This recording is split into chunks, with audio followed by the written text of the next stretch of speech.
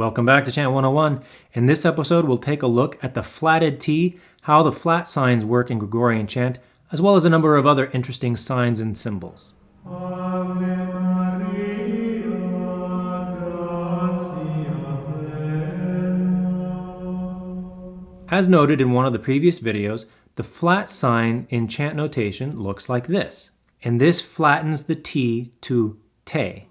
That is, there is a half step between T to do and a full step from La to T, but when the T is flatted, that means it moves the T down a half step. So when it is flatted, then there is a whole step from that flatted T to do, and then a half step from La to that flatted T.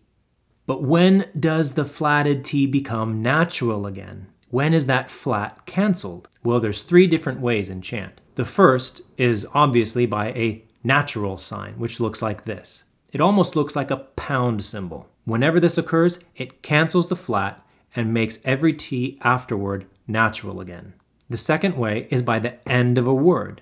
You can have a flatted T at the beginning of a word, and then every single T within that word will also be flatted until you come to the end of that word, and then the flat is canceled. Every T which comes after the end of that word is automatically natural. Like in this example, in saeculum. The word in has a flatted T, obvious by the flat sign. But because the flat ends with the end of a word, we need to reprint that flat sign for saeculum. Otherwise, the first note of saeculum would automatically be a natural T. And the third way a flat can be canceled is by any bar line. Now we'll talk about the meaning of the bar lines later on, but in regards to the flat sign, any bar line will cancel a flat. So in this example, at fructum, you can see that the second note of fructum is flatted. That T is flatted. And once we get to the quarter bar, every T from that quarter bar forward is automatically natural. So what about the asterisk and the IIJ? Well, this is most notably found on Kyries and Alleluias. Let's look at the Kyrie. The asterisk tells us that from the beginning of the chant to the asterisk is the intonation, and this is sung by one or two cantors. And beyond that, the whole rest of the choir joins in.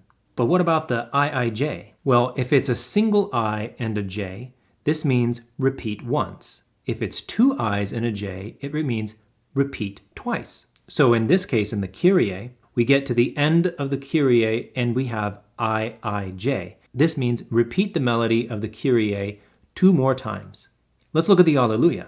Here we can see there is the asterisk and then IJ printed right next to the asterisk, not at the end. This means that one or two cantors sing from the beginning to the asterisk, and then from that point, the entire schola joins in, singing from the beginning again, all the way through the asterisk to the end of the Alleluia. It's a little bit different from the Kyrie.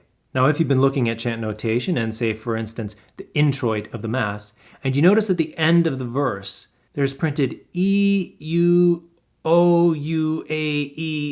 What does that mean? Well, it's an abbreviation. It's the syllables of the last words of the Gloria, Saeculorum, Amen. And it just tells us where the ending notes are placed on those last few syllables. That's all it means.